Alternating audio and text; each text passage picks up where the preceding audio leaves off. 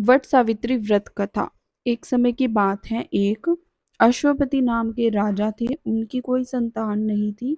राजा ने संतान प्राप्ति के लिए अनेकों यज्ञ किए, जिसके फलस्वरूप एक तेजस्वी कन्या की प्राप्ति हुई। राजा ने कन्या का नाम सावित्री रखा। समय बीतता गया और सावित्री विवाह के योग्य हो गई। एक दिन राजा ने सावित्री से कहा, अब तुम विवाह योग्य हो गई हो, इसीलिए स्वयं अपने लिए योग्य वर की खोज करो। पिता की बात मानकर सावित्री मंत्रियों के साथ यात्रा पर निकल गई। अनेक ऋषियों के आश्रमों, तीर्थों और जंगलों में घूमने के बाद वह राजमहल लौट आई। संयोगवश उस समय उसके पिता के साथ देवऋषि नारद भी थे। उन्होंने प्रणाम किया। राजा अश्वपति ने सावित्री से उसकी यात्रा का समाचार पूछा। सावित्री बोली, पिताजी, तपोवन में अपने माता पिता के साथ निवास कर रहे सत्यवान मेरे लिए योग्य है। मैंने मन से उन्हें अपना पति चुना है। सावित्री की बात सुनकर देवऋषि नारद चौंक उठे और बोले, राजन, सावित्री ने तो बहुत बड़ी भूल कर दी। यह सुन अश्वपति चिंतित हो गए और बोले, हे देवऋषि, सत्यवान में ऐसा कौन सा अवगुण है?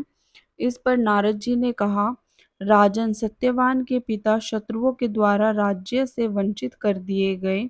वह वन में तपस्वी जीवन व्यतीत कर रहे हैं और अपनी दृष्टि खो चुके हैं। राजन, सबसे बड़ी कमी यह है कि सत्यवान अल्प आयु है। 12 वर्ष की आयु में से ही अब उसके पास केवल 1 वर्ष की आयु शेष रह गई है। नारद जी की बात सुनकर अश्वपति ने सावित्री को समझाया कि वह किसी दूसरे उत्तम गुणों वाले पुरुष को अपने पति के रूप में चुने। ले सावित्री बोली, पिताजी, नारी अपने जीवन में केवल एक ही पति का वर्ण करती है। अब जो भी हो, मैं किसी दूसरे को अपने पति के रूप में स्वीकार नहीं करूंगी। पुत्री की हट के आगे पिता विवश हो गए और सावित्री का सत्यवान के साथ पूरे विधि विधान से विवाह करा दिया गया। विवाह के पश्चात सावित्री अपने पति और ससुराल में सास ससुर के साथ वन में ही रहने लगी। जैसे जैसे समय बीतता गया, सावित्री के मन का भय बढ़ता जा रहा था।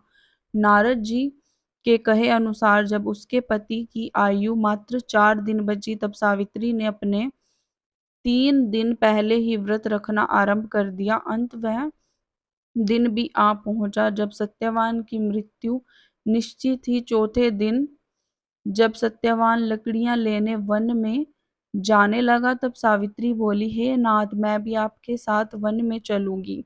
सत्यवान के मना करने पर भी वह सास ससुर की आज्ञा लेकर अपने पति के साथ वन को चली गई। वन में सत्यवान ने जैसे ही पेड़ से लकड़ी काटना शुरू किया, उसके सर पर असहनीय पीड़ा होने लगी और वह पेड़ से उतर गया। सावित्री समझ गई, उसके पति का अंत समय निकट है। अंत उसने अपने पति का सर अपनी गोद में रख लिया। लेटने पर सत्यवान अचेत हो गया। सावित्री चुपचाप आंसुएं बहाती रही और ईश्वर से प्रार्थना करने लगी। तभी उसे लाल वस्त्र पहने भयंकर आकृति वाला एक पुरुष दिखाई दिया। वह साक्षात यमराज थे। सावित्री बोली, महाराज, आप कौन हैं? यमराज ने उत्तर दिया, सावित्री, मैं यमराज और तुम्हारे पति के प्राण हरने आया हूँ। सावित्री बोली, प्रभु, संसारिक प्राणियों को लेने तो आपके दूत आते हैं, क्या कारण है कि आज आपको स्वयं आना पड़ा?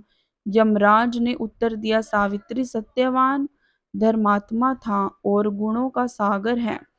मेरे दूत इन्हें ले जाने के योग्य नहीं है, इसीलिए मैं स्वयं आना पड़ा। और ऐसे कहकर यमराज सत्यवान के शरीर से प्राण निकालने लगे और उसे लेकर वह दक्षिण की ओर यमलोक को जाने लगे। सावित्री भी उनके पीछे पीछे चल दी। सावित्री को अपने पीछे आता देखकर यमराज बोले, सावित्री, सावित्री, तुम मेरे पीछे कहाँ आ रही हो? सावित्री बोली, मेरे पति जहाँ जाएंगे मैं भी वहीं जाऊंगी, यही मेरा धर्म है। यमराज के बहुत समझाने पर भी सावित्री नहीं मानी।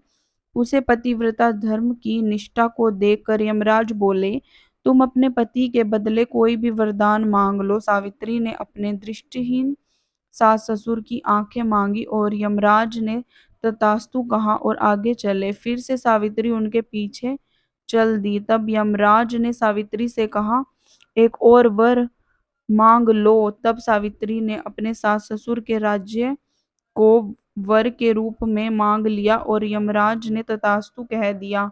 आगे चलने पर सावित्री भी आगे चल दी। सावित्री को फिर से यमराज के पीछे चलने लगी और यमराज बोले, चलो एक और बार वर मांगो। तब सावित्री ने अपने पिता के लिए 100 पुत्रों का वरदान मांग लिया। यमराज ने तथास्तु बोल दिया कहकर सावित्री को वापस लौटने को कहा, लेकिन सावित्री नहीं मानी, फिर उनके पीछे चल दी।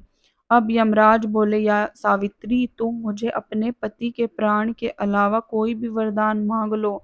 तब सावित्री ने वर मांगा, उसके सत्यवान के 100 पुत्र प्राप्त हो।